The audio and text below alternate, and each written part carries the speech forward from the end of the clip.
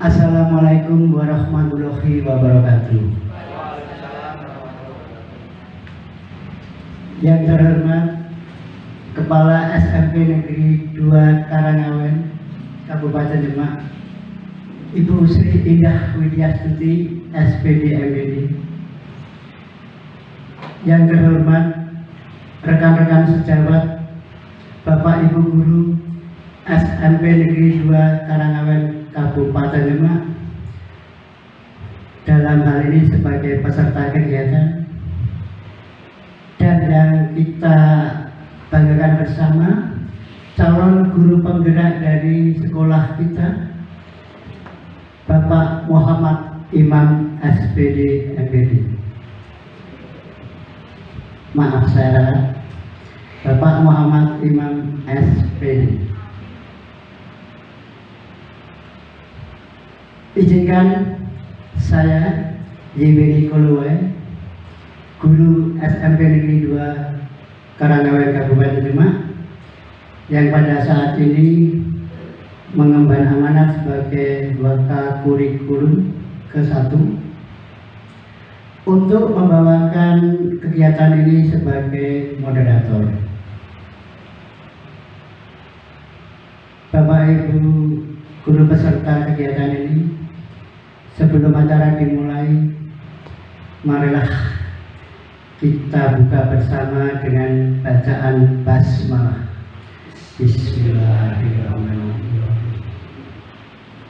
Susunan acara diseminasi aksi nyata modul 1.4 budaya positif dengan topik menyebarkan pemahaman dan pengalaman penerapan budaya positif. 1. Pembukaan. 2. Pemaparan materi. 3. Sesi tanya jawab. 4. Refleksi oleh kepala sekolah. Dan yang terakhir, penutup. Baiklah, kita awali dari acara pertama, pembukaan. Tadi sudah kita baca bersama basmalah. Langsung saja menginjak acara kedua, pemaparan materi oleh pemateri kita. Namun sebelumnya mohon izin saya membacakan profil pemateri kegiatan ini. Nama pemateri Muhammad Imam SPD, Guru Bimbingan Konseling SMP Negeri 2 Karangawen, Kabupaten Demak. Lahir di Demak 12 Januari 1984. Saat ini beliau mengikuti pendidikan guru penggerak Angkatan 7 Kabupaten Demak, Provinsi Jawa Tengah, yang memiliki moto bermimpilah setinggi langit. Jika engkau jatuh, engkau akan jatuh di antara bintang-bintang. Beri aplaus dong untuk moto Pak Imam ini. Lain-lain, beliau mempunyai hobi menulis dan jalan-jalan, terutama touring bersepeda motor, baik bersama keluarga maupun bersama komunitasnya. Bapak Muhammad Imam SPD akan memaparkan materi dengan judul Diseminasi Aksi Nyata Modul 1.4 Budaya Positif dengan tema menyebarkan pemahaman dan pengalaman penerapan budaya positif. Waktu sepenuhnya kami serahkan kepada pemateri Bapak Muhammad Imam SPD. Waktu dipersilakan. Terima kasih. Sebelum saya mulai, saya mengutip kata bijak. Semoga bisa menjadi inspirasi untuk kita semuanya. Hal tersulit untuk dilakukan adalah meninggalkan zona nyaman. Tetapi kamu harus melepaskan kehidupan yang kamu kenal dan mengambil risiko untuk menjalani kehidupan yang kamu impikan.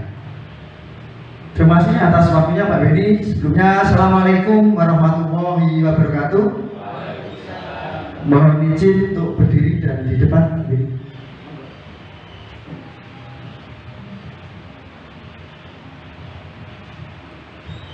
Yang saya hormati Ibu Kepala SMP Negeri 2 Karangawen, yang saya hormati Bapak Moderator serta Bapak Ibu peserta kegiatan diseminasi aksi nyata modul 1.4 tentang budaya positif. Alhamdulillah pada siang hari ini kita masih diberi nikmat sehat, nikmat sempat, sehingga dapat menghadiri kegiatan yang insya Allah barokah untuk kita semua ini. Sholawat serta salam kita haturkan kepada beliau Nabi Agung Muhammad Sallallahu Alaihi Wasallam yang kita nantikan syafaatnya baik di dunia maupun di akhirat. Bapak Ibu, mohon izin untuk menyampaikan pada kegiatan hari ini adalah menyebarkan pemahaman dan pengalaman penerapan budaya positif. Perkenalkan, nama saya Muhammad Imam, tadi sudah disampaikan secara singkat oleh moderator. Saya pada saat ini sebagai calon guru penggerak angkatan 7 Kabupaten Demak, Provinsi Jawa Tengah. Tujuan kegiatan pada hari ini Bapak Ibu, harapannya setelah kegiatan ini nanti Bapak Ibu bisa memahami dan menerapkan budaya positif di kelas dan di sekolah, sehingga nanti visi dari sekolah ini akan tercapai bersama. Saya ucapkan selamat datang para guru hebat. Mari kita belajar bersama, berkolaborasi, saling mendukung penerapan budaya positif di kelas, tentunya untuk mewujudkan murid berbudi pekerti luhur di SMP Negeri 2 Karangawen tercinta ini.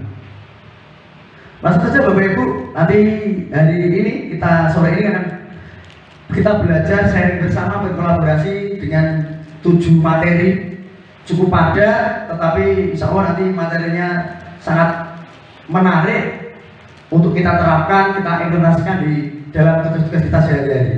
Ada perubahan paradigma belajar. Kita tahu kurikulum sekarang sudah berubah, mau tidak mau kita sebagai pendidik harus mampu untuk menyesuaikan perubahan paradigma untuk belajar. Yang kedua adalah disiplin positif. Ini adalah yang kita agung-agungkan bersama. Kita sebagai role model bagi siswa kita. Tentunya kita harus punya disiplin yang positif. Yang ketiga adalah nanti motivasi perilaku manusia. Saya yakin setiap orang pasti punya motivasi. Tentunya dengan motivasi akan menimbulkan perilaku manusia. Yang kemudian itu kebutuhan dasar manusia. Kalau ini nanti tidak kita penuhi, tentunya kita tidak akan hidup bahagia. Ini kebutuhan dasar manusia. Kemudian adalah posisi kontrol restitusi. Apa itu nanti kita kupas bareng-bareng. Yang keenam adalah keyakinan kelas.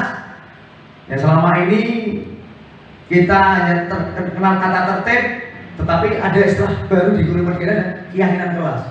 Nanti seperti apa ya kita kupas bareng-bareng. Yang terakhir adalah segitiga restitusi. Langsung saja Bapak Ibu, perubahan paradigma belajar. Ya sudah kita tahu bersama, sekarang kita menerapkan kurikulum Merdeka Mengajar, Merdeka Belajar.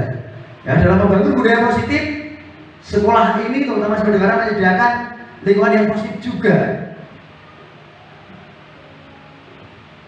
Lingkungan yang aman, lingkungan nyaman, agar siswa mampu untuk berpikir, bertindak, dan mencipta dengan merdeka. Merdeka bukan berarti bebas, terserah silakan pilih sendiri, tidak, tetapi ada batasan-batasan yang perlu kita buatkan rambu-rambu. Makanya tadi di materi ke-7 ke-6 ada kesepakatan kelas, keyakinan kelas. Itu bagian dari implementasi Merdeka Belajar. Di samping itu juga mandiri. Mandiri tidak hanya siswanya, kita juga harus mandiri. Kemudian adalah bertanggung jawab. Yang pada kesempatan kemarin Ibu Kasman juga tahu dalam amanatnya dan bertanggung jawab. Tidak hanya diri sendiri, tetapi lingkungan, orang lain dan Allah Subhanahu wa Ta'ala.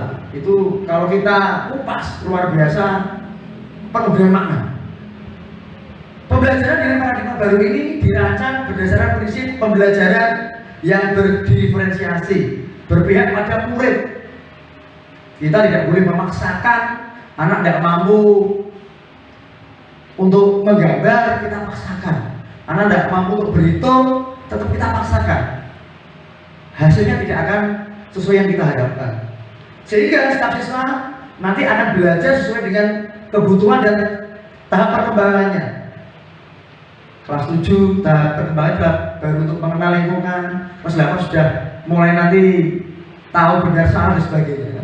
Sehingga harapannya di SMP 2 Karanganan ini terwujud profil pelajar Pancasila. Inilah perubahan paradigma belajar. Mau tidak mau kita sebagai pendidik, kita sebagai guru harus mau keluar dari zona nyaman.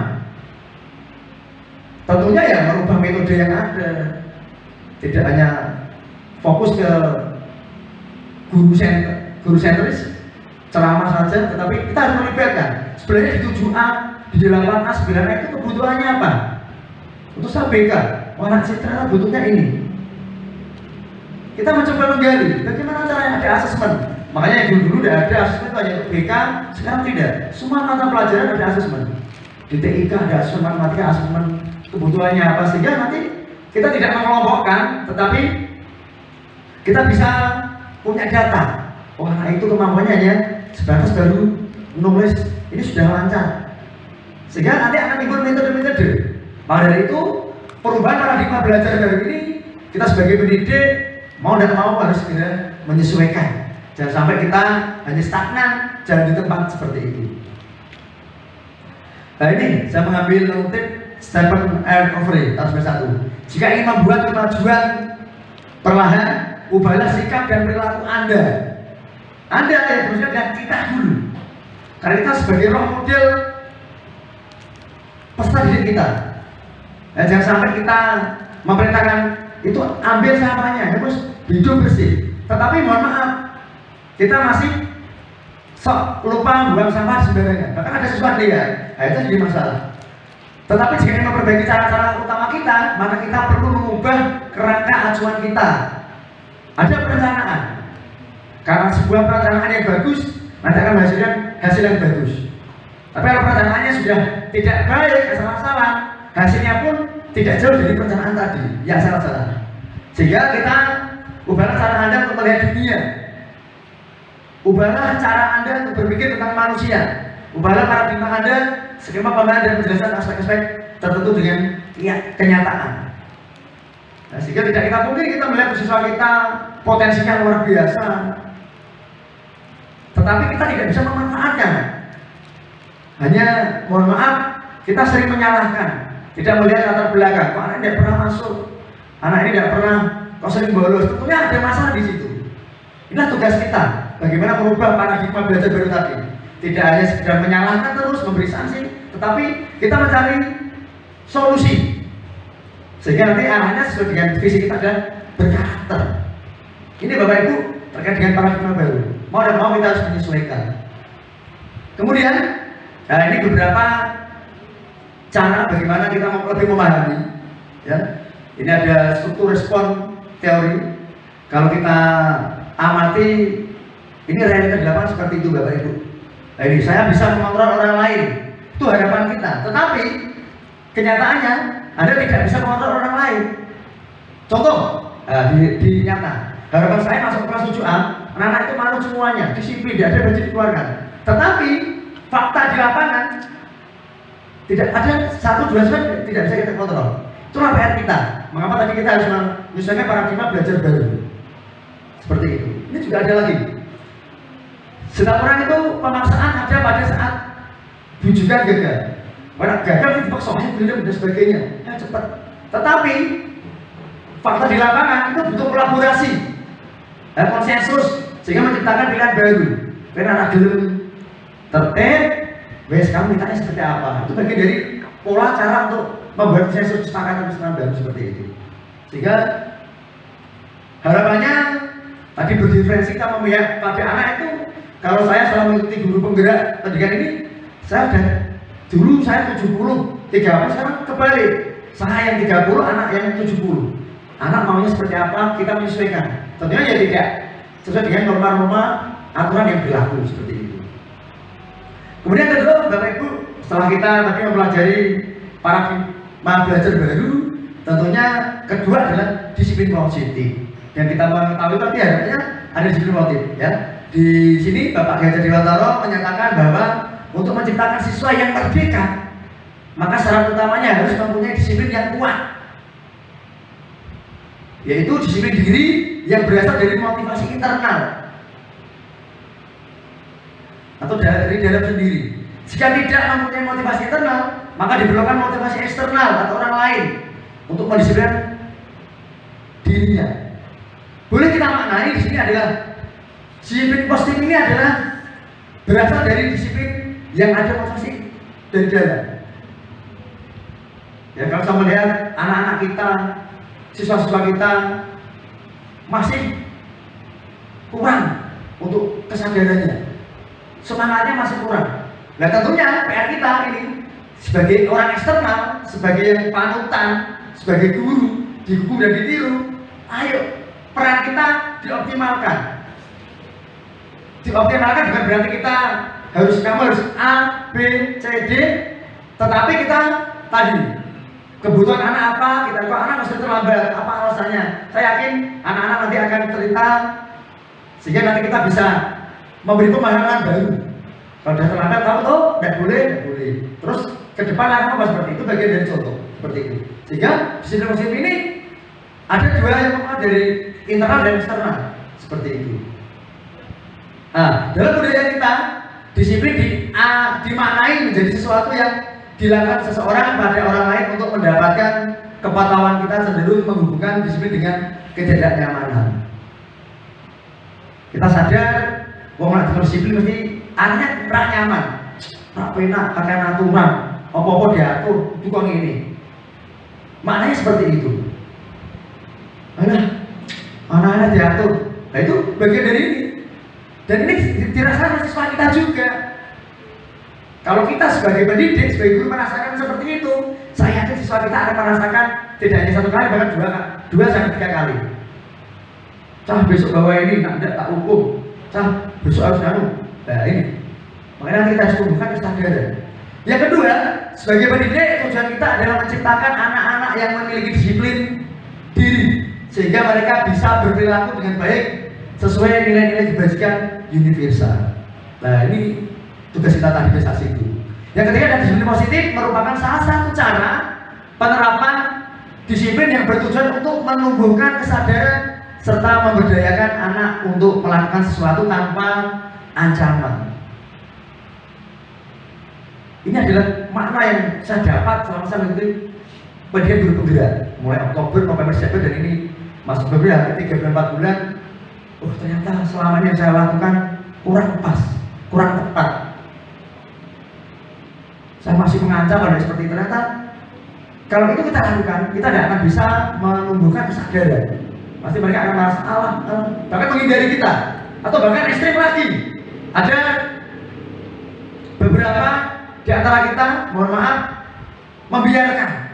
Jarke, aku tak terlalu disiplin, terlalu baik, terlalu galak. Kok orang seneng deh aku, siswa itu, sering dengan saya. Nah itu malah kali lagi itu. Kemudian berikutnya, tujuan dari disiplin positif adalah untuk menanamkan motivasi kepada semua siswa kita. Jadi tadi diintervensi dengan aturan-aturan yang ada, tetapi mau tidak mau mereka harus dicari potensinya seperti itu. Kepada semua siswa kita agar mereka menjadi orang yang mereka inginkan, menghargai diri sendiri tentunya. Mereka aja menghargai diri tidak mau, kalau ditokno, tapi aja masih sulit seperti itu. Kemudian dengan nilai mereka percaya, bahwa kalau terlambat itu saya salah, kalau saya mengeluarkan baju itu salah. Nah ini kita bersama menyadarkan dari sedikit, biar mereka mulai merubah polanya, pola namanya.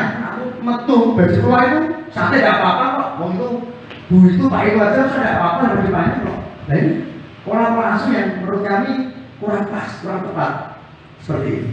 Sehingga akan bertambah jangka panjang dan tidak akan berpengaruh dengan adanya hukuman maupun hadiah. Kalau anak sudah kita hukum terus masih dapat, ini saya praktekkan sejak tahun kemarin sebelum itu kegiatan. Tak hukum kuis terus dan anaknya itu saja. Makanya mau tidak mau kita berubah metode itu. Makanya disiplin positif ini sangat penting, menyadarkan siswa untuk merubah mindset berpikirnya seperti itu. Nah ini konsep disiplin dengan identitas yang gagal. Hukuman secara tidak sadar itu menyakitkan, tidak nyaman, murid merasa takut dan terpaksa. Akhirnya tadi mereka punya konsep gagal. Aku dukung terus kok. Ya paling setengah coba, paling setengah push up, kalau lari, suruh nyapu, mereka mudah menebak kita. Jadi makanya hukuman ini adalah merupakan disiplin dengan identitas yang gagal. Yang kedua adalah penghargaan. Tidak kita sadari, penghargaan juga termasuk penyumbang yang identitas gagal. Tidak efektif, merusak hubungan. Supaya terus menang-menang kayak terus, seperti itu. Sehingga anak-anak yang tidak pernah mendapat penghargaan daripada dia malas. Oh, sapi pernah dipuji ya. Tidak pernah dikasih hadiah. Makanya, oh ini bagus. Dulu aku tidak pernah kok. Sehingga ini mematikan kreativitas anak hukum dengan sistem ranking. Masalah ranking juga makanya kenapa di Guru Merdeka ranking sudah tidak ada. Karena apa? Kita sadar potensi bakat anak-anak kita berbeda. Ada yang pandai jago matematika, ada yang jago gambar. Itulah PR kita seperti itu. Makanya menghukum dengan penghargaan ini menurut Ki Hajar Dewantara adalah merupakan proses disiplin dengan identitas yang gagal. Seperti itu. Kemudian ini konsep dengan identitas sukses. Nah ini istilah baru konsekuensi. Dan konsekuensi adalah penguatan jangka pendek, perlu monitoring, stimulus, respon murid, menghormati peraturan. Nanti maksudnya konsekuensi adalah kalau mulai menyadarkan, walaupun secara datar dulu, dicari sebabnya. Kalau menghukum tadi kan pokoknya kamu terlambat, silakan push up 10 kali. Itu menghukum. Tapi kalau di konsekuensi ini adalah kamu tahu, kamu terlambat. Dan jawab pasti, ya Pak, kita menggali penyebabnya. Kalau sudah tahu, minggu depan kamu lagi tidak, kita lihat ke sana Bapak Ibu. Kemudian restitusi, ya murid bertanggung jawab untuk berperilaku fokus pada pemecahan masalah sehingga murid menghormati dirinya dan orang lain. Kalau restitusi lebih tinggi lagi, dia minta maaf, Pak saya salah. Tapi dia sadar, tidak akan mengulangi. Tapi argumennya juga tepat. Ini adalah identitas sukses. Sehingga bisa tahu kok kita merubah. Walau bicara kita bilang konsekuensi. Kalau kamu terlambat, konsekuensi kamu apa? Ya Pak, saya tahu Pak. Saya harus membersihkan satu kelas. Itu benar seperti itu. Ini Bapak Ibu. Kemudian tadi sudah disiplin positif. Harapannya kita tidak hanya sebagai pengajar hanya memberi ilmu saja, tetapi kita harus menuntun atau mendidik. Kita peduli anak-anak kita yang punya tingkah laku istimewa dalam arti tidak sesuai dengan tata tertib aturan. Ayo kita peduli, kita ingatkan. Aneh kok diingatkan sudah bagus mungkin. Nah kalau Bapak Ibu atau kita saja sudah putus asa, nah mau jadi apa siswa kita seperti itu. Sehingga harapannya dengan tadi ada positif, kita mau menuju ke motivasi perilaku manusia. Motivasi adalah dorongan yang timbul dari diri seseorang secara sadar atau tidak sadar untuk melakukan sesuatu tindakan dengan tujuan tertentu. Contoh, besok kalau 7F saat lomba dapat juara 1, nanti saya ajak jajan di kantin. Nah, itu bagian dari motivasi. Dan sebaliknya, anak-anak yang sudah sadar tanpa harus diiming-iming sesuatu, itu akan melakukan yang baik. Aku tenanan, besok lomba supaya berjuang sekuat tenaga. Seperti itu, sehingga dia sudah punya kesadaran yang baik. Nah ini sehingga menghindari ketidaknyamanan dan hukuman atau faktor restriktif. Kadang anak-anak kita penting, biasanya nggak dukung seperti itu. Kemudian mendapatkan imbalan atau penghargaan dari orang lain. Nah ini faktor internal. Tadi saya contohkan 7F, nanti nak lomba ya juara, nanti silakan makan gratis di kantin. Satu orang maksimal 3.000 itu dari eksternal. Semangat itu seperti itu. Nah, kemudian menghargai nilai-nilai dibagikan diri sendiri. Ini harus punya kesadaran tinggi, tanpa diperintah, tanpa diminta. Karena itu ada bagian dari tugas dan tanggung jawabnya bahwa saya mengikuti kelas meeting itu harus sekuat tenaga memperjuangkan biar kelas saya itu unggul. Nah itu sudah bagian yang paling tinggi, bagian nilai kebajikan diri sendiri. Saya buktikan seperti itu. Sehingga setiap manusia pasti punya motivasi perilaku baik dari dalam maupun luar. Kemudian Bapak Ibu, nah ini kebutuhan dasar manusia. Yang pertama adalah bertahan hidup. Setiap manusia pasti ingin bertahan hidup dengan berbagai cara, entah itu cara positif atau cara negatif. Banyak kalau kita lihat kasus di lingkungan kita ada perilaku anak didik kita yang mohon maaf tanda petik negatif, mengambil yang bukan haknya. Itu bagian dari ini ingin bertahan hidup. Karena apa? Setelah kita telusuri, kita cek, bahkan sampai kita visit, mau makan saja sulit Bapak Ibu. Ada 1, 2 bahkan 5 dari siswa kita seperti itu. Sehingga dia punya perilaku yang negatif tadi, ya karena tadi faktor hidup bertahan hidup. Melihat namanya jajah, dia hanya diam. Setelah kita tanya, kamu udah jajan? Enggak Pak. Enggak. Bawa uang saku. Yang ekstrim lagi, Bapak Ibu, ini ada seseorang yang pengen mempertahankan bentuk tanggung jawabnya, mohon maaf, nyopet, mencuri dan sebagainya. Itu bagian dari bertahan hidup. Tetapi kalau kita hubungan dengan siswa kita, tentunya kita akan mengajari, memberi gambaran, memberi contoh hal yang baik. Bagaimana siswa kita setelah lulus SMP, dia tetap bisa bertahan hidup, dia bisa melanjutkan, dia tidak pernah bisa bekerja dan sebagainya. Ini adalah bagi kebutuhan dasar manusia, kebutuhan hidup. Yang kedua, kasih sayang dan rasa aman. Saya yakin yang di ruangan ini pasti sangat butuh yang namanya kasih sayang. Sayang bagaimana cara menghormati seseorang, bagaimana walau sepele kita hanya sekedar menyapa, kita hanya sekedar senyum saat berpapasan, itu bagian dari kasih sayang. Dan sakit itu akan timbul kalau kita sudah kenal berpapasan, tidak saling menyapa, bahkan mohon maaf menjet atau memalingkan muka, itu sakitnya luar biasa Bapak Ibu. Ya, tentunya juga rasa aman, sama siswa kita juga butuh rasa aman. Kita juga sama. Bagaimana kita parkir sama baik, tidak ada saat kita pulang spion kita lepas, atau bahkan kita parkir yang pakai mobil di sana tidak ada, pulang kita sampai rumah ngecek bleret. Termasuk siswa kita. Bagaimana selama dari jam 6.50 sampai 13.30 siswa kita selama belajar di sini merasa aman. Dia tidak was-was. Dia di kelas nyaman, tidak takut nanti kalau ketimbangan atap ataupun nanti duduk di sebelah kacanya kena angin pecah. Nah ini kebutuhan kita bersama.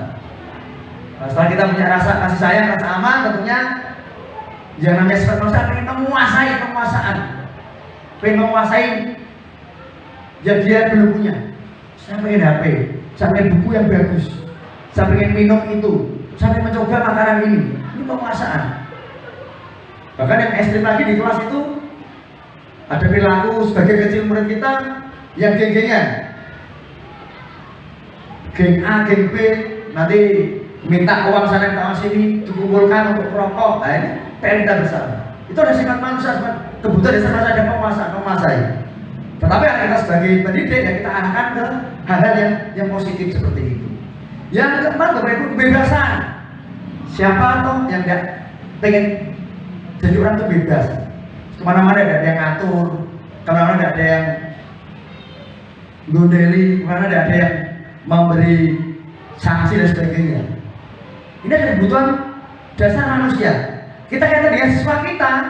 Kenapa saya melihat anak bos diingatkan berkali-kali sering melanggar tata tertib, rambut itu kami sudah ingatkan cukup potong sebagainya, termasuk baju di keluarga itu karena mereka ingin bebas,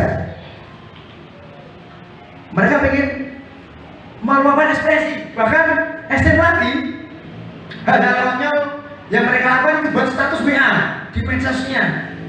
Mereka apa? Pengen bebas, pengen sehingga dunia ini milik saya tidak peduli dengan bapak ibu guru saya mau lihat status saya, mau lihat teman-temannya, tidak pengaruh, yang penting saya bebas seperti itu.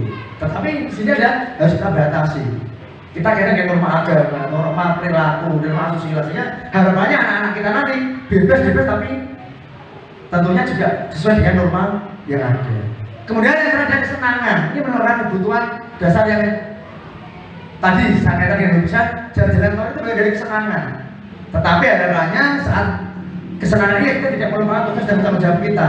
Boleh kok kita sebagai guru saat santai, saat anak sudah pulang kita ngopi bareng, kita ngobrol bareng, kita jalan-jalan bareng kemana. Tetapi tugas tanggung jawab kita yang utama jangan sampai ditinggalkan. Sehingga dengan ada 5 kebutuhan ini harapannya kita sadar bahwa siswa kita dengan tadi dia butuh bertahan hidup, dia butuh kasih sayang, dia butuh rasa nyaman, butuh penguasaan, kebebasan, kesenangan. Inilah tugas kita untuk bagaimana memberi pemahaman, bagaimana memberi contoh, bagaimana memberi tauladan agar mereka bisa memenuhi kebutuhan dasar hidupnya dengan baik, dan tentunya dengan cara-cara yang baik, tidak cara-cara yang negatif. Kita lanjut materi berikutnya, Bapak Ibu. Posisi kontrol restitusi. Ini mungkin istilah baru bagi kita. Ini juga saya tahu, juga setelah saya ikut kegiatan pendidikan guru penggerak, ternyata setelah kita baca, kita cermati, kita pahami, ternyata baik sekali bahwa konsep disiplin pendekatan restitusi ini adalah sebuah cara bagaimana menerapkan disiplin yang positif. Pengertian restitusi adalah proses menciptakan kondisi bagi murid untuk memperbaiki kesalahan mereka sehingga bisa kembali ke kelompok mereka. Kadang kita tidak sadar saat di depan kelas anak yang tidak mengerjakan PR suruh maju, mereka kita bahasa kita secara kita bully, kamu begini, padahal itu adalah membunuh masa depan anak-anak. Makanya dengan adanya restitusi ini, bagaimana kita menciptakan sebuah metode cara agar anak-anak yang kita punya keistimewaan yang luar biasa tadi tidak merasa tersinggung dan dia tidak merasa malu. Sehingga di kelas 7 saja saya sudah mengamati beberapa siswa. Ini setelah saya tangani ternyata mereka menjadi korban pembulian secara tidak langsung dan tidak kita sadari. Ya, karena anak tidak sering pakai uang saku, tidak bawa saku, dia sama temannya dibully. Murah duit, wong miskin, rasa murahku, itu terjadi di siswa kita. Maka anak-anak itu tidak mau sekolah.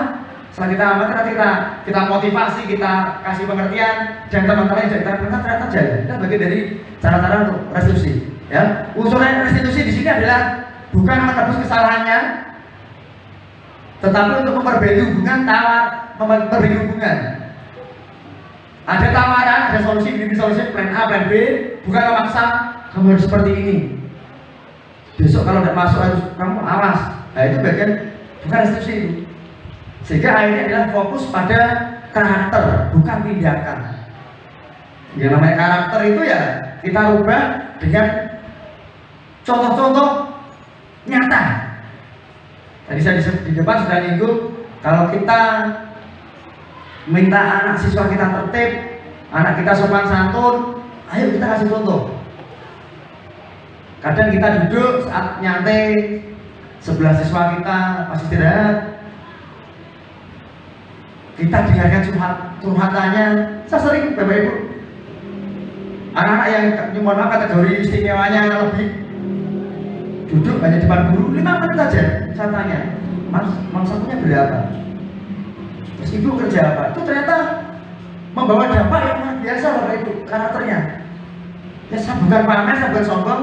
Ternyata anak-anak yang pendekatan yang kita santai, tetapi kita menghargai mereka, itu kurang pas. Yang kira-kira yang bagus bagaimana menurut kamu? Ya, kita bisa berpikir. Sehingga karakter yang menjadi visi tujuan sekolah kita dengan restitusi ini harapannya adalah bisa kita wujudkan bersama. Tentunya juga kekompakan untuk kita semuanya. Jangan salah-salah, apalagi lah itu tugasnya BK, itu tugasnya kesumaan, itu tugasnya wakakurikulum, itu tugasnya guru kepala sekolah, itu tugasnya rumah. Jangan. Kita satu menjadi keluarga untuk bagaimana mensukseskan kegiatan membentuk karakter ini bersama. Ini ada posisi kontrol restitusi Bapak Ibu. Kemudian, ini ada perbedaan. Saya mengambil contoh siswa yang sering tidak mengerjakan PR, termasuk di BK, saya ada tugas juga. Mungkin di TIK, di yang lain, di matematika, juga ada. Ya, ini gambarnya kalau hukuman, guru menghukum siswa. Contohnya hukuman bendera 10 menit atau guru marah sehingga murid jadi takut. Ini contohnya, tindakannya. Tapi kalau kita menerapkan konsekuensi, sudah tidak meminta satu bendera 10 menit atau marah-marah, guru caranya adalah guru memberi konsekuensi mengerjakan PR pada saat istirahat. Sudah beda lagi. Tapi kalau hukum langsung salah, seperti itu. Tetapi kalau kita pakai konsekuensi, guru mengerjakan PR guru memberikan konsekuensi, silakan karena tadi kamu belum mengerjakan, nanti saat istirahat jangan dikerjakan. Nanti sampaikan ke Pak Imam di mejanya. Ini sudah satu tingkat lebih baik konsekuensi seperti itu. Karena tadi tidak mengerjakan PR, konsekuensinya adalah mengerjakan seperti itu. Nanti anak akan merasa, oh iya, diperhatikan, rasa nyaman, rasa sayang tadi tumbuh seperti itu. Tapi kalau kita pakai restitusi, ini lebih ke karakter lagi nanti Bapak Ibu. Guru menanyakan tentang keyakinan kelas dan membantu siswa menyelesaikan masalahnya. Oke, kemarin di kelas sudah kita sepakati ya, siswa yang melanggar tata tertib kemarin ditujukannya apa? Saya lupa. Nanti saya membaca surat pendek 3 kali Pak. Berarti masih ingat ya? Silahkan dibacakan. Tetap nanti ada kerjakan PR. Itu bagian contoh-contoh kecil yang kita terapkan di restitusi. Sehingga harapannya dengan setelah kegiatan ini tidak ada bahasa-bahasa hukum, fisik dan sebagainya. Nah, nanti kita repot. Dan ternyata itu tidak efektif Bapak Ibu. Mau anak itu kita hormat 10 menit, besok pasti akan diulangi lagi. Ini ada teori dari Gandhi. Ini contoh anak yang tidak kerjakan PR. Sehingga dari materi tadi dapat kita kelompokkan menjadi 5 posisi kontrol. Nanti Bapak Ibu sudah sampai di mana? Masih penghukum atau membuat rasa bersalah, atau sebagai teman, atau sebagai pemantau, atau manajer. Harapannya ya sebagai manajer semuanya. Manajer kepala itu kan mengayomi semuanya seperti itu. Nah, ini sebagai penghukum. Tadi saya jelaskan. Kalau penghukum arahnya banyak ke fisik.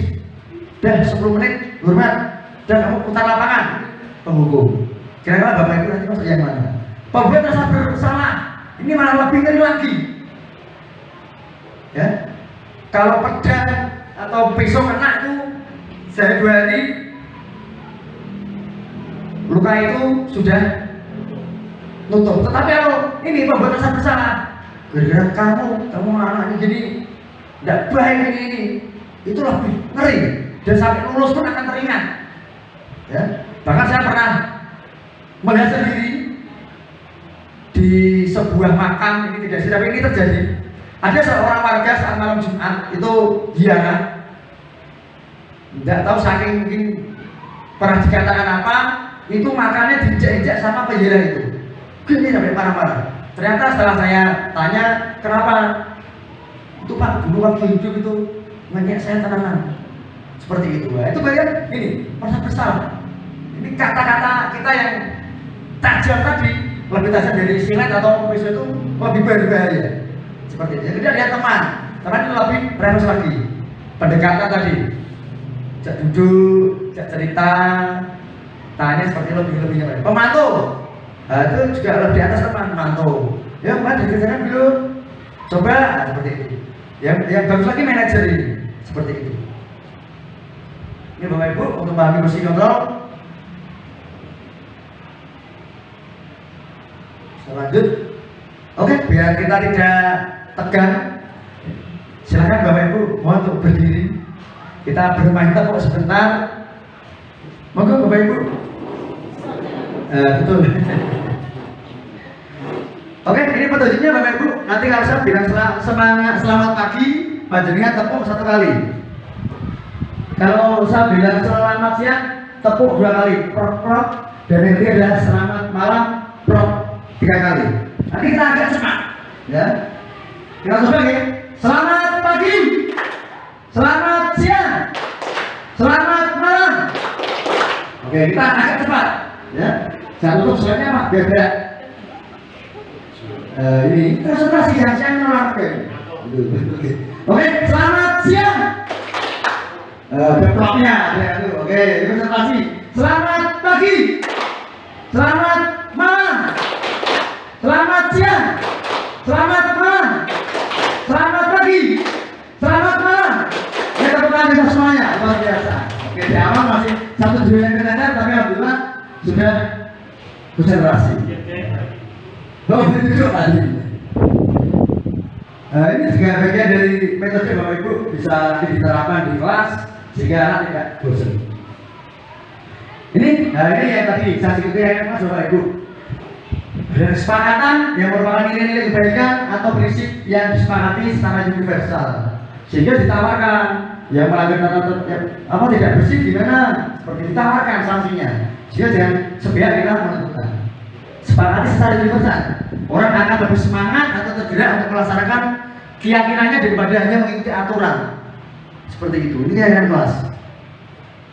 Ini beberapa kegiatan yang sudah saya jalankan terkait penerapan budaya positif di kelas untuk mewujudkan murid berbudi pekerti luhur. Ini 7A sampai 7F sudah hampir semuanya, sehingga kalau Bapak Ibu yang mengajar di kelas 7 sudah bisa merasakan sedikit saja perubahan. Yang dulu mereka hanya diam takut, sekarang sudah mulai itu. Panjenengan mungkin 5 menit 7 menit belum hadir di kelas pasti ada yang jemput. Kelas sudah kita rasakan seperti itu. Tentunya anak-anak datang ke ruang guru juga pasti tentunya juga materi yang baik. Bapak Ibu ini sudah jamnya di teman-teman. Nah seperti itu, ini bagian dari yang perlu kita kembangkan Bapak Ibu. Ini penerapan budaya positif di kelas untuk mewujudkan murid berbudi pekerti luhur. Anak-anak kita kritis tetapi mereka tetap sopan santun seperti itu. Ini kita menjelaskan itu. Ini Bapak Ibu, walau hanya bermodal kertas saja, ternyata mereka asik menikmati. Ya, mereka murid menuliskan surah pendapat yang dirasakan apa kira-kira selama pembelajaran BK. Kemudian mereka memimpikan apa, sehingga nanti mereka tulis tempelkan di sana. Itu kata antusias. Seperti itu. Ini ada dalam rangka membentuk keyakinan kelas. Ini kelas 7C yang saya tanyakan. Nah ini guru bersama murid mengelompokkan keyakinan atau kesepakatan yang ditulis pada nilai-nilai kebajikan. Oh mereka ingin disiplin, nah disiplin. Mereka ingin yang gotong royong, merasa ibadah dengan baik, sopan santun, kita tempel. Itu seperti itu. Kemudian, ini tentunya juga kesepakatan itu harus kita tanda tangani, biar nanti mereka sadar dan nanti akan kita tempel di padingnya. 7C ada, 7 ada nanti. Bisa itu ini. Murid menandatangani keyakinan yang sudah disepakati. Tadi sudah nempel-nempel kita sepakati seperti itu. Tanda tangan seperti itu. Nah ini sudah kita tempel bersama Bapak Ibu. Tempel di meja belakang. Sepakati kita tepat di dinding di kelas. Nah, sehingga mereka nanti nyaman, mengingatkan seperti itu. Nah ini tadi bagaimana pembentukan keyakinan kelas. Harapannya dengan keyakinan kelas ini nanti berimplementasi ke sekolah. Kalau semua kelas sudah punya keyakinan, punya aturan, punya kesepakatan masing-masing, tentunya juga mengacu pada tata tertib sekolah. Saya yakin sekolah kita, kelas kita akan tertib. Makanya harus diawal dari diri kita, tidak hanya wali kelas. Setiap guru saya yakin punya kesepakatan, punya keyakinan masing-masing, dan caranya beda. Walaupun tujuannya satu tadi dan merangka mencapai visi dan misi sekolah. Makanya saat kami mau menyepakati dengan anak-anak ya, kita paparkan visi sekolah seperti ini, beriman, bertakwa dan sebagainya. Gitu. Ya, sehingga lebih abstrak dari peraturan. Kemudian yang kedua berupa pernyataan universal, menjaga kebersihan. Kita umum tidak menjaga kebersihan di 7D. Nanti anak-anak setelah keluar dari 7D, depan web ada kotor ya, mereka tidak mengambil. Saya kemarin sepakatannya hanya 7D ya. Makanya pernyataan itu harus bersifat universal. Kemudian dibuat dalam bentuk positif. Ya tentunya ya semua kesepakatannya adalah positif. Bagaimana cara merubah karakter, bagaimana cara membiasakan anak-anak kita seperti itu. Sehingga dengan keyakinan kelas ini itu lebih abstrak, nyata. Tentunya juga berupaya untuk pernyataan universal seperti itu. Nah ini contoh di 7C kita tempel di belakang, ada menjaga kebersihan lingkungan. Tidak kita fokus ke 7C, enggak. Kemudian disiplin, tidak disiplin saat di kelas juga. Universal seperti itu, kita umum. Sehingga nanti harapannya dimanapun anak-anak akan ingat, oh iya, disiplin, dia harus disiplin dan sebagainya. Ini juga sebenarnya ada tanda tangan, anak-anak tanda tangan seperti itu sehingga mengingatkan. Yang terakhir Bapak Ibu, ini segitiga restitusi. Ini juga pemahaman baru bagi kita semuanya. Saya juga baru tahu ini saat mengikuti kegiatan guru penggerak. Ternyata guru penggerak itu luar biasa, banyak ilmu-ilmu baru mengupgrade kemampuan kita. Sehingga harapannya nanti tidak hanya di ruang ini, di tempat yang lain juga nanti bisa. Ini ada angkatan 10 pendaftaran nanti mulai akhir Februari. Monggo nanti kalau ada kendala kesulitan kita bantu untuk mendampingi. Ini ada 3 sisi Bapak Ibu. Yang pertama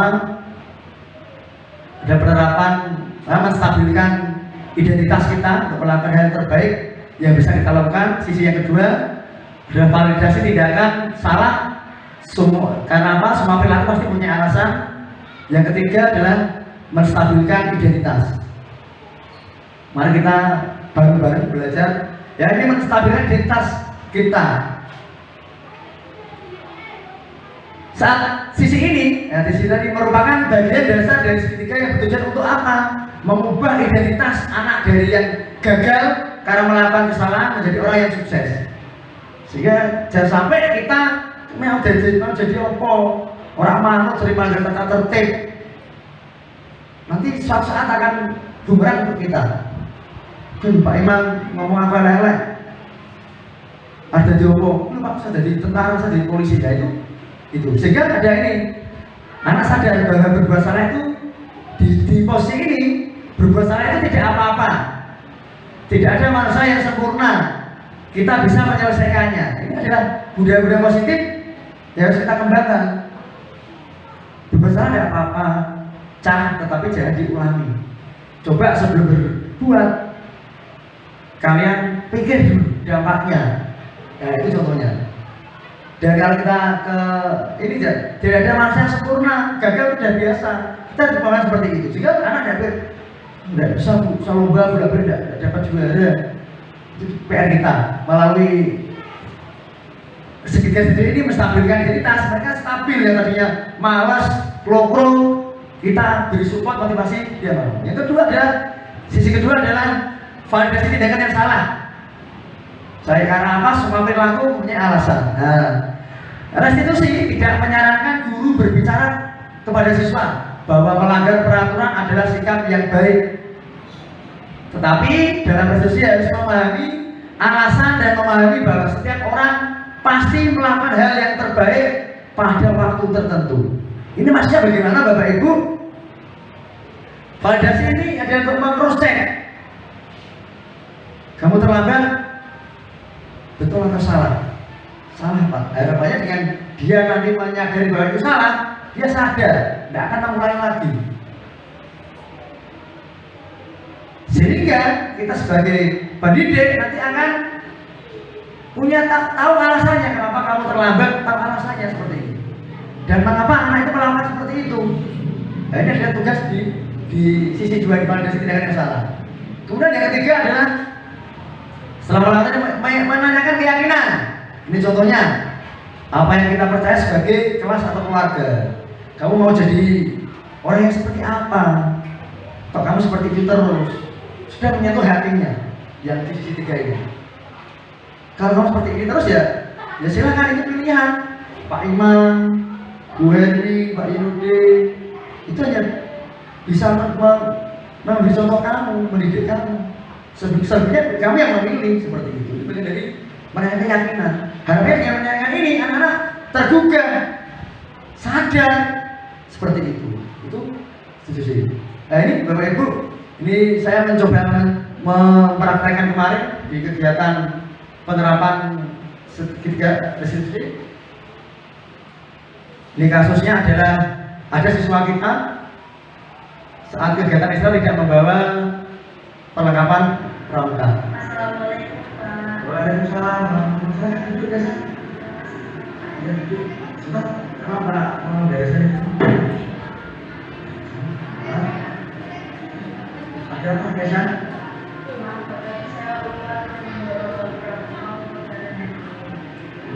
Kamu tahu ya, perlengkapan pramuka itu apa saja?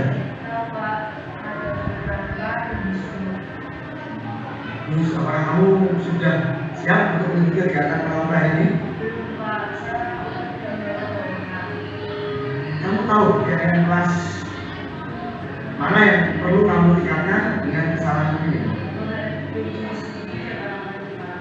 Oh iya benar. Tapi kamu yakin ini ya? Kalau kamu yakin, apakah kamu bersedia untuk memperbaikinya? Oke, kalau kamu bersedia, kira-kira apa yang akan kamu lakukan agar kamu dapat mengikuti kegiatan pramuka ini? Saya akan mencoba meminjam kopi kepada adik kelas yang tidak ada jadwal kegiatan pramuka. Dan jika tidak, saya akan membelinya di koperasi sekolah dengan uang saku saya, Pak. Ya, itu benar. Nah, kamu harus melakukan itu. Apakah minggu depan kamu akan memulai sekali lagi? Iya Pak, saya akan menyiapkan pada malam hari. Dan saya akan meminta tolong kepada ibu saya untuk mengingatkannya. Oke, baiklah. Jadi besok kamu akan menyiapkan pada malam hari dan minta tolong pada ibu untuk mengingatkannya. Nah, baiklah. Kalau begitu, segera kamu nanti di lapangan bersama teman-teman. Dan jangan lupa nanti kalau tidak ada, segera membeli di koperasi. Baik Pak, terima kasih ya Pak. Assalamualaikum. Waalaikumsalam.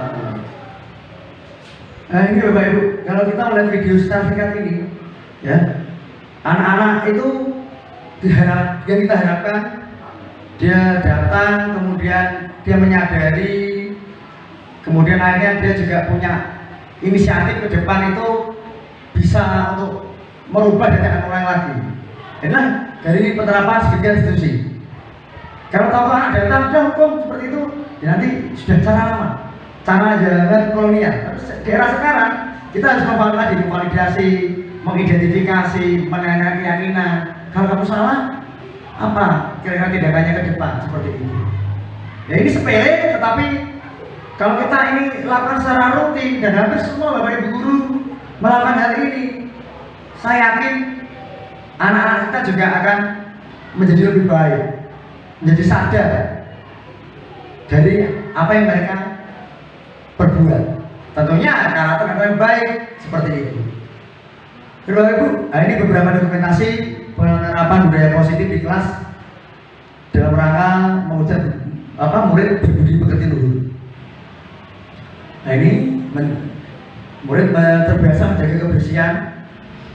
Harapannya tidak saat Jumat bersih saja, tetapi setiap pulang sekolah mereka piket, sehingga besok pagi datang sudah tidak gondol untuk piket seperti itu.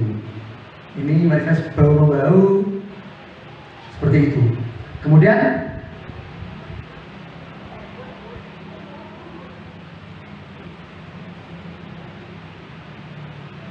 ini murid harapannya budaya positif memberi salam ketika bertemu temannya sendiri, bapak ibu guru atau bagaimana bahkan tamu. Ini sama sebagai visi sekolah, membentuk karakter yang baik. Ya, juga ini juga sama, sudah kita sudah nampak saat sholat duhur selesai berjamaah mereka juga saling dan sebagainya. Ini termasuk di saat piket. Ini harapannya karena ini mohon izin Bu In, karena COVID sudah kayaknya sudah tidak ada. Mari kita galakkan untuk bersama kembali. Selama ini kan masih belum pasca COVID ini, mari kita galakkan seperti itu.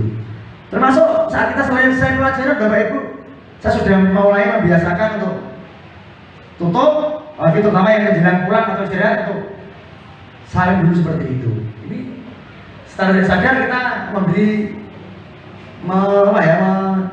bentuk karakter anak-anak seperti itu. Ini juga sama saat kita nyantai ngobrol, mereka curhat-curhat tidak apa-apa, ini sebagai dari bentuk kedekatan kita, sehingga memberikan senyum sapaan. Ini juga ada anak saat kita KBM juga datang, Pak saya ada masalah ini juga seperti itu. Nah, ini si Patur ini anak super juga, tetapi setelah kita arahkan ini informator kita ini. Nah, ini yang sudah kita, ini murid melaksanakan ibadah sesuai dengan kepercayaan masing-masing seperti itu. Dan kita kalau sudah jalan ya seperti orang lain. Tinggal kita tidak bosan-bosannya untuk kita kompak bareng-bareng, tanggung jawab bareng-bareng. Tidak itu tugasnya kesuaan, tidak tugasnya pembina OSIS, BK, tapi tugas kita bersama. Tidak tugasnya ibu kepala sekolah, wakil kurikulum humas, sudah. Ini tanggung jawab kita bersama. Sebagai kesimpulan Bapak Ibu sebelum saya tutup,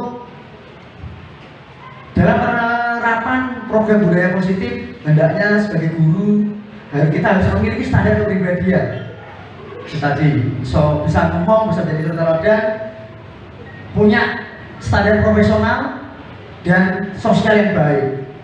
Tidak mengelompok ke hijau, kuning, merah, tetapi kita membaur sehingga di mana guru mampu merefleksi. Nah, selama ini di kelas belum merefleksi, silahkan ngajar hanya namanya sekedar kertas, silakan.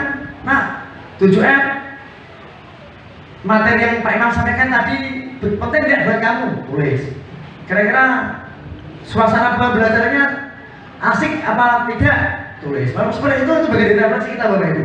Ini dalam rangka memberi masukan kita untuk merubah metode hal-hal yang belum kita laksanakan. Sehingga bagaimana perjalanan dirinya sebagai seorang among, kita sebagai among, posisi manajer yang menuntut murid-murid untuk menjadi insan yang mandiri, merdeka, dan bertanggung jawab untuk keseluruhannya. Sebelum saya tutup, saya serahkan kepada moderator. Saya punya kata bijak juga Bapak Ibu. Tegas bukan berarti kasar. Tegas itu adalah memiliki integritas dan prinsip yang jelas dan dipatuhi secara konsisten. Demikian pemaparan materi dari saya terkait kegiatan disiplinasi aksi nyata modul 1.4. Semoga walaupun sedikit ini bisa menjadi gambaran, menjadi tambahan pengetahuan bagi Bapak Ibu, dan mohon maaf apabila ada kata-kata yang kurang pas dan kurang berkenan di hati Bapak Ibu. Bukan saya hebat, bukan saya sok pintar, ini adalah bagian dari kita belajar bersama. Terima kasih. Assalamualaikum warahmatullahi wabarakatuh. Keputusan untuk pemateri. Terima kasih. Demikian tadi Ibu Bapak Guru peserta disiplinasi aksi nyata modul 1.4 budaya positif. oleh Bapak Muhammad Imam SPD. Menginjak acara ketiga yaitu sesi tanya jawab, kami persilahkan untuk dua penanya. Silakan tunjukkan jari, nanti biar saya sebagai moderator yang menunjuk, dan dimohon ke depan untuk bisa menyampaikan pertanyaannya. Silakan tunjuk jari terlebih dahulu semuanya. Satu, Ibu Kasmona. Ayo, biar imbang. Satu lagi, bapak-bapak ini, karena hanya dua pertanyaan. Pak Nur Rahman. Baik, sesi tanya jawab kita buka. Dua penanya, Pak Imam. Nanti masing-masing penanya sekaligus dijawab saja gitu. Nomor satu, Pak Bu Kasmona, dipersilakan ke depan menggunakan mic untuk menyampaikan pertanyaannya. Terima kasih. Assalamualaikum warahmatullahi wabarakatuh. Perkenalkan, saya Bu Kasmona, mata pelajaran matematika. Senang sekali dengan apa yang sudah dipaparkan oleh Bapak Imam, terutama dengan perubahan-perubahan yang notabene-nya dulu dengan sekarang itu sangat berubah sekali. Dari saya mengajar yang tahun 96 sampai sekarang tahun 2023 sangat berbeda sekali. Yang dulu saya mengajar begitu keras, yang begitu keras, sekarang sudah ada dengan adanya guru penggerak ini tadi yang dipaparkan oleh Pak Imam itu, saya sangat senang sekali. Betul. Sebetulnya saya sudah melaksanakan, Pak, tapi saya tidak tahu apa itu. Oh, yang tadi namanya apa? Restitusi lah itu. Sebetulnya saya sudah dengan pendekatan, dengan bahasanya itu di bocah itu dialuske, tidak kasar, dengan itu sudah, tapi saya tidak tahu. Baru kali ini tambah ilmu, benar seperti Pak Imam tadi katakan, melu guru penggerak ben kowe ngerti ilmu iki apik. Neng nanti dulu. Yang akan saya tanyakan ini, Pak.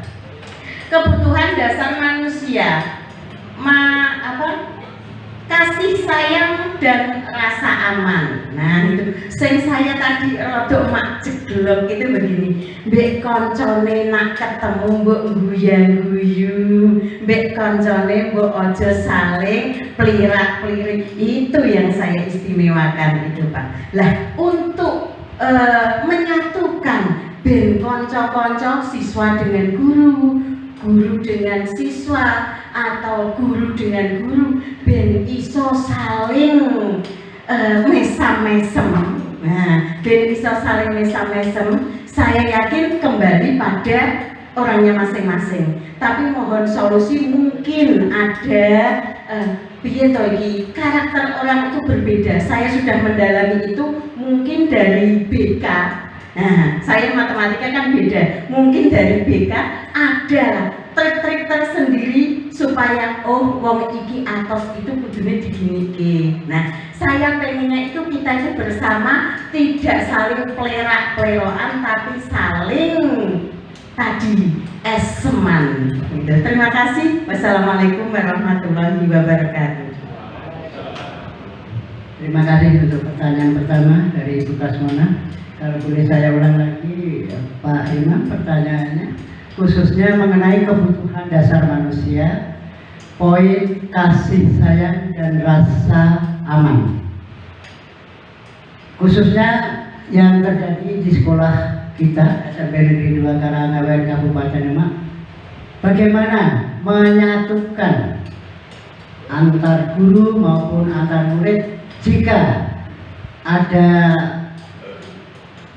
jarak atau ada kekurangan tadi, kasih sayang maupun rasa aman. Bu Kasmona dan teman-teman yang lain mungkin membutuhkan solusinya dari Pak Imam. Dipersilahkan. Oke, terima kasih Bu Kasmona. Bagus sekali pertanyaannya, dan ini memang dinamika di rumah seperti itu, Bapak Ibu. salah satu kebutuhan manusia tadi adalah kasih sayang dan rasa aman. Mau tidak mau kita harus sepakat di sini. Tadi ditanyakan caranya bagaimana untuk menyatukan jika ada jarak. Yang pertama adalah rasa memiliki. Itu sangat penting. Memiliki apa? Kita sebagai keluarga besar SMP Negeri 2 Karangawai, eman-eman dengan visinya yang bagus, ya, dengan visinya yang luar biasa. Tetapi harus kita kotori dengan keegoisan kita. Tadi rasa memiliki tadi. Yang kedua adalah kekeluargaan. Ya namanya keluarga, saya ada satu yang agak nakal sedikit, ada yang bisa dari nakal, itu wajar. Tetapi kalau tadi kembali lagi rasa memiliki tadi itu selesai egoisnya. Kemudian yang ketiga Bapak Ibu, yang rasa sayang dan aman adalah sama-sama tujuan.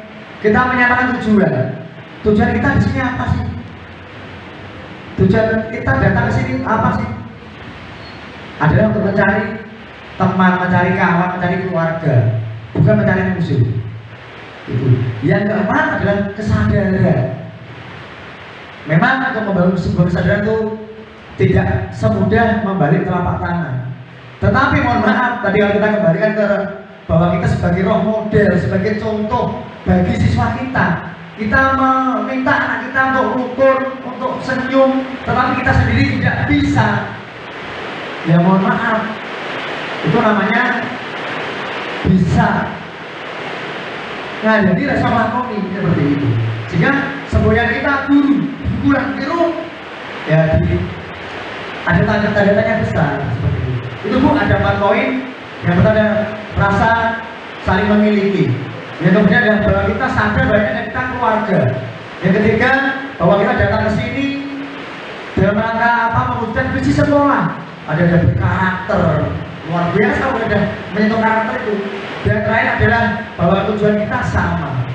Kalau itu sudah kita laksanakan, insya Allah saat kita mau emosi kita redam, kita kurangi, tetap mau tidak mau tetap senyum, nyapa seperti itu. Itu jawaban dari saya. Terima kasih. Terima kasih jawabannya Pak Imam. Semoga kita semua dan semua peserta yang ada di sini bisa merasa puas mendengar jawaban ini. Langsung saja mengingat giliran pertanyaan kedua dari Pak Nur Rahman, dipersilakan ke depan.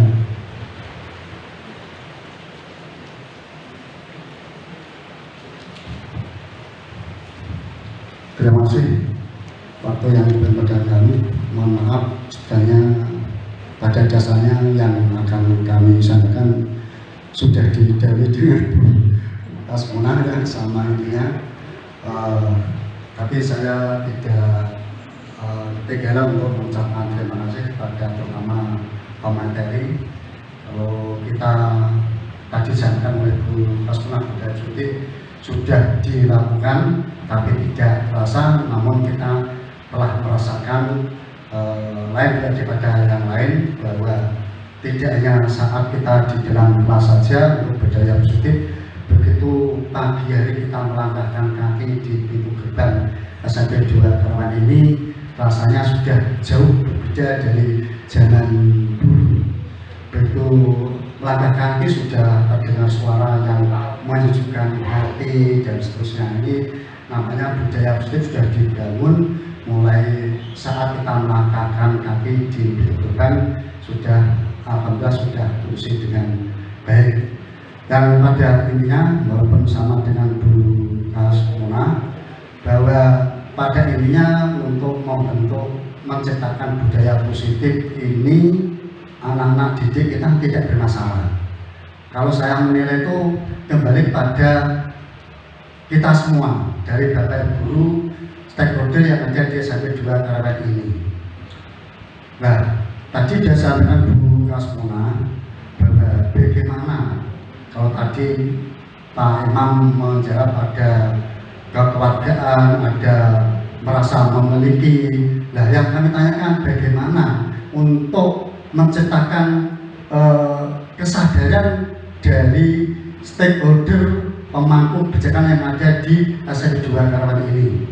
Biasanya kita sudah saling menyampaikan, tapi rasa-rasanya tadi kalau muncul ada ego sendiri dalam bahasa Jawa, podo tuwane, podo gedine, kok nanti kandani mang diatur, munculnya seperti itu. Ini kalau masih ada ego seperti ini apalagi bertatapan, tidak senyum, ada masalah, ini sampai kapanpun tidak bisa tercipta suasana yang kondusif. Jadi kembali lagi Pak Imam, bagaimana cara untuk menciptakan rasa memiliki, menciptakan kekeluargaan, menciptakan kesadaran, mohon untuk disampaikan.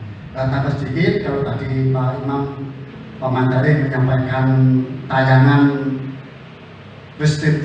restitusi budaya positif terhadap anak didik kita, kalau yang kelas 9C wawancara itu, kita mohon maaf berada di dunia pendidikan, di dunia ilmiah. Tentunya dari Pak Imam pertama tadi wawancaranya tentunya tidak menyampaikan kata-kata kira-kira apa yang akan kamu lakukan.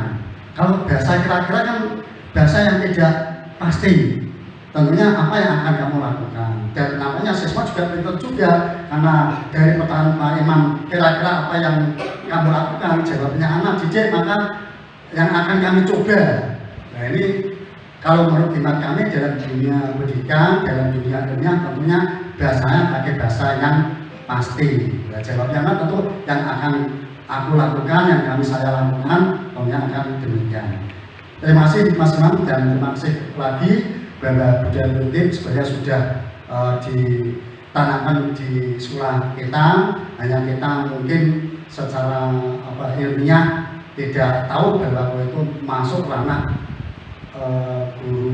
guru penggerak. Nah, terima kasih, mungkin mudah-mudahan nanti karena masih ada sistem calon guru penggerak yang kesekian-kalinya mungkin yang tentu diharapkan oleh Ibu Kepala Sekolah yang masih usia-usia muda, yang masih ada kesempatan, mungkin diimbau oleh Ibu Pasrah untuk bisa mengikutinya. Seperti Pak Beni sudah aspire, Pak Muhammad sudah aspire, dan mungkin sudah tidak senang, tapi tidak akan meninggalkan apa yang disampaikan oleh calon-calon guru penggerak. Terima kasih, kembalikan kepada Pak.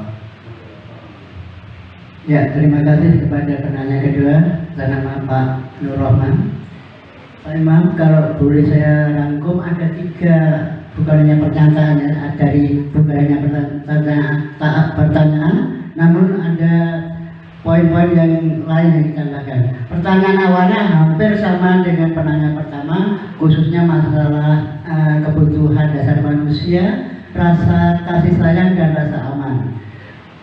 Poin pertanyaannya, bagaimana untuk menciptakan? Kalau tadi Bu Kosmona minta solusi, kalau Pak Nur Rahman minta bagaimana untuk menciptakan kesadaran dari dengan kira-kira. Itu sebagai kritikan saja dari Pak Nur Rahman, mohon kedepannya bisa diperbaiki lagi sehingga siswa pun kalau menjawab yang akan saya lakukan atau yang akan kami lakukan. Itu 3 poin yang perlu ditanyakan, bagaimana menciptakan kesadaran dari stakeholder sekolah mengenai jika ada kekurang kasih sayangan, kekurang amanan di sekolah kita. Waktu dipersilakan untuk menjawab. Terima kasih Pak Moderator, terima kasih Pak Nur Rahman. Saya tertarik sekali dengan 3 pertanyaan ini. Yang pertama terkait dengan bagaimana untuk menciptakan kesadaran. Tidak kita sadari kita hidup dan lahir adalah sudah beragama. Kita termasuk juga makhluk sosial. Kalau kita mengandalkan ego kita, sampai kapanpun tidak akan pernah selesai.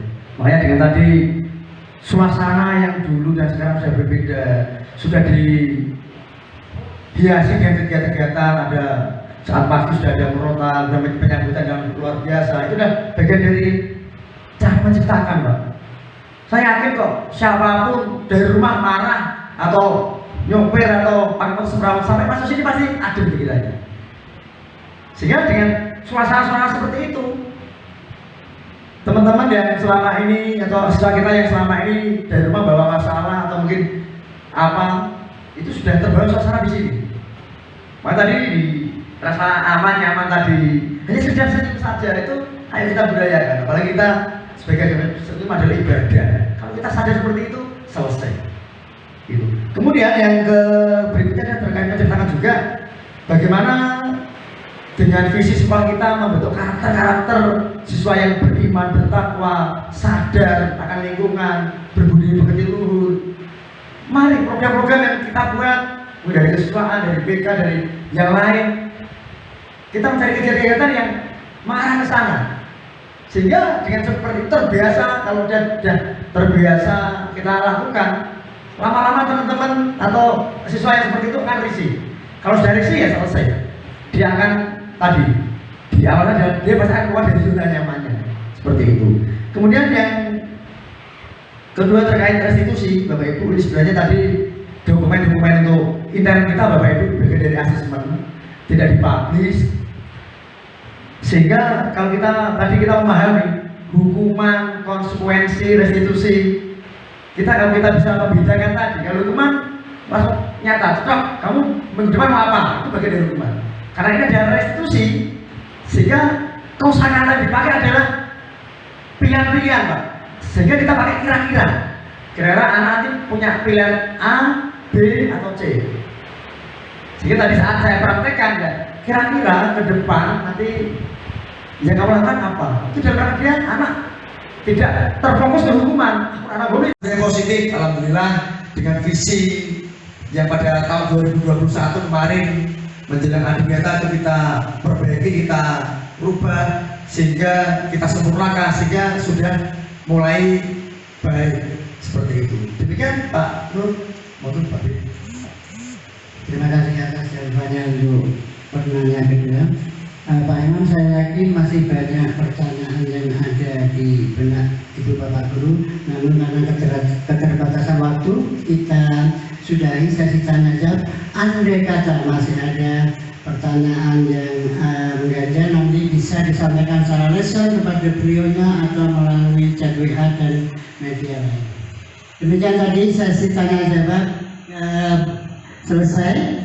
Menginjak acara keempat, yaitu refleksi oleh Kepala SMP Negeri 2 Karanganyar Kabupaten Demak, Ibu Sri Indah Widyasuti SPD MPD.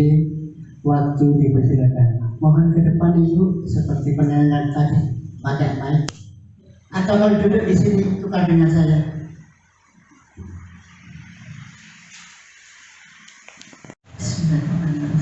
Assalamualaikum warahmatullahi wabarakatuh. Bapak Ibu yang saya hormati, terutama Bapak Muhammad Imam selaku calon guru penggerak yang ada di SMP Negeri 2 Karanganyar, yang pasti dengan diiringi hujan yang rintik-rintik ini, kita tetap selalu bersyukur. Ya, apapun yang Allah berikan, apapun yang Allah tetapkan, harus kita syukuri. Salah satu kunci bahagia adalah mensyukuri apapun yang telah Allah berikan kepada kita. Apapun itu wujudnya, baik itu kesenangan maupun kesedihan. Kalau sudah bersyukur seperti itu, tidak ada encep-encepan, tidak ada. Ya. Kemudian rasan-rasanan sudah tidak ada. Tetapi kalau kita masih belum bisa bersyukur, yang ada mungkin ada sedikit rasa tidak nyaman. Sholawat dan salam tercurah pada baginda Rasulullah Muhammad SAW yang syafaatnya sangat kita nantikan sejak kita di dunia sampai di yaumul qiyamah nanti. Bapak Ibu yang saya hormati, disiplin positif. Senang saya kalau ketemu kata disiplin. Ya. Kayaknya sesuai dengan hati nurani saya. Ya. Jadi kalau kata disiplin itu saya sebenarnya senang. Ya. Tetapi itu juga tidak mudah untuk ditegakkan, untuk dilaksanakan. Mengingat ada banyak macam ragam dari kita, juga dari peserta didik kita. Sebelum menginjak ke peserta didik, kembali lagi tadi kita introspeksi diri dulu, kita dari diri kita dulu selaku pendidik. Sudahkah kita disiplin? Pertanyaannya seperti itu, kita bisa introspeksi diri kita dulu.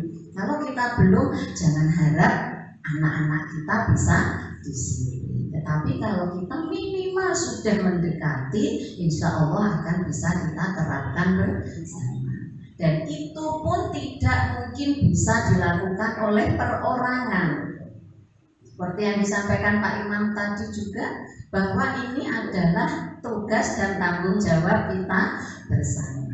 Tidak hanya kepala sekolahnya saja, tidak hanya wakakurikulumnya saja, tidak hanya humasnya, dan termasuk memiliki menjaga sarana dan prasarana yang ada di sekolah ini, kemudian membuat sarana dan prasarana ini menjadi bertambah dan lebih baik, itu juga tidak hanya tugas wakil kepala bidang sarpras saja, tetapi juga milik kita bersama. Termasuk kedisiplinan siswa itu tadi, mau pengen anak dan gelem sholat, ya tidak hanya tugas kesiswaan, tetapi juga tugas kita bersama. Sekali lagi, kalau segala sesuatu itu dilakukan bersama-sama, insya Allah akan menghasilkan hal yang baik atau yang positif itu tadi. Kemudian yang selanjutnya, yang pasti Bapak Ibu, apa yang disampaikan Bapak Imam tadi amat sangat menarik sekali, dan yang perlu kita sadari atau kita ingat itu bahwa ini bukan tugas CGP saja, tetapi tugas kita bersama. Seperti yang disampaikan Pak Nur juga, mengingat kondisi usia ya sudah tidak mumpuni, akhirnya ya apa, ilmu yang diterima dari CGP ditularkan kepada kita semua, dan kita ikut handar beni, ya, ikut melaksanakan, ikut mendukung. Nah, jadi kalau tidak ada dukungan dari kita semua, nonsen. Apapun kurikulumnya, siapapun yang menyampaikan, kalau tidak kita dukung bersama-sama, tidak akan bisa terjadi budaya positif. Ya. Dan kayaknya dulu saya sudah pernah juga menyampaikan, entah di sini entah di Guntur, ya, karena kalau Bapak Ibu sudah tidak takut COVID, monggo salaman itu di sini ya Pak ya. Kayak itu sudah pernah Pak Imam ya, saya sudah pernah menyampaikan itu. Jadi kalau sudah tidak takut COVID, kalau saya insya Allah ya, semuanya kita serahkan pada Allah. Jadi saya gimana? WA. Oh gitu, lewat WA. Iya. Sekarang usulnya digital Pak, ya, usulnya digital. Jadi, iya lah ya. Grupnya tapi kan umum kan, ya umum. Tapi kan ya sekarang kan alat-alat sudah canggih, tidak harus bertatap muka, tetapi ada banyak cara dalam menyampaikan sesuatu gitu ya. Dan yang perlu kita sadari bahwa tadi ya,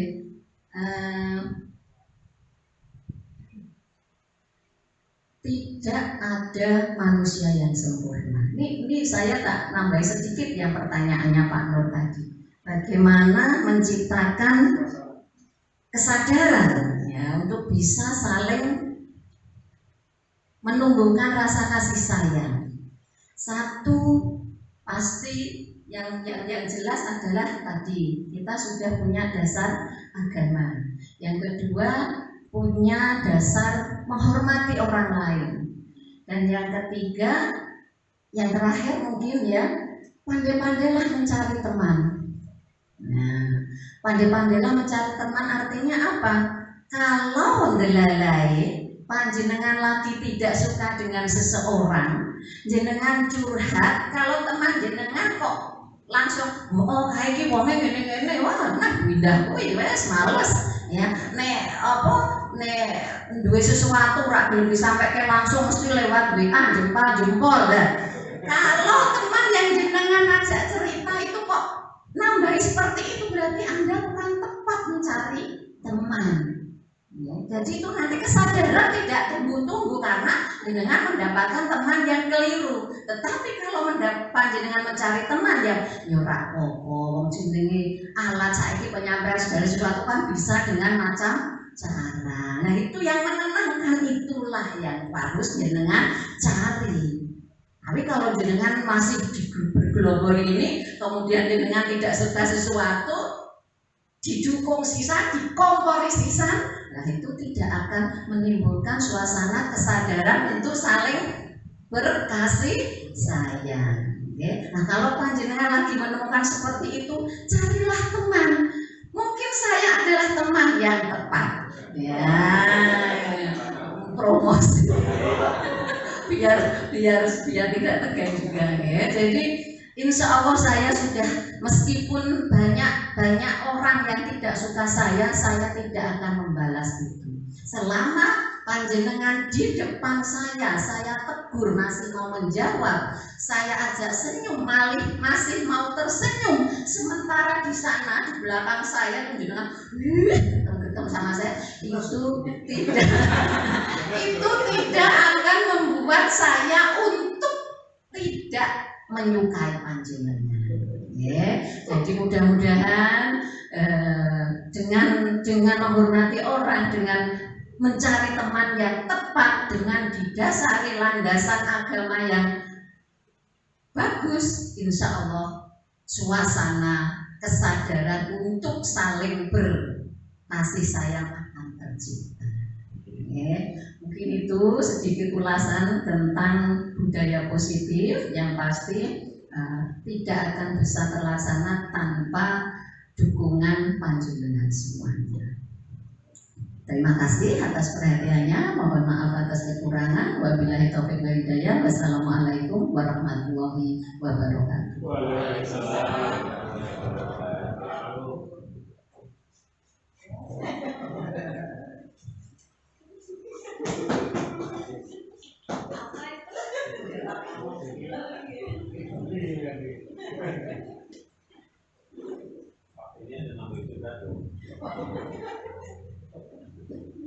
Tepuk sore untuk refleksi kepala sekolah kita.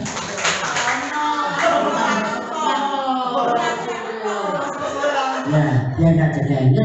Terima kasih kita ucapkan bersama kepada Ibu Kepala Sekolah SMP Negeri 2 Karanganyar yang telah sedikit banyak memberikan refleksi bagi pemateri Pak Imam dan kita semua di sekolah ini. Insya Allah kedepannya budaya positif termasuk rasa kasih sayang dan nyaman aman di sekolah kita akan semakin tumbuh. Akhirnya sampailah pada acara yang terakhir, yaitu penutup. Sebelum kita tutup, saya selaku moderator mohon maaf bila dalam menyampaikan acara ini dari awal hingga akhir ada kekeliruan, mohon maaf sebesar-besarnya. Baiklah, mari kita tutup acara ini dengan bacaan hamdalah bersama-sama. Alhamdulillahirabbil alamin. Assalamualaikum warahmatullahi wabarakatuh.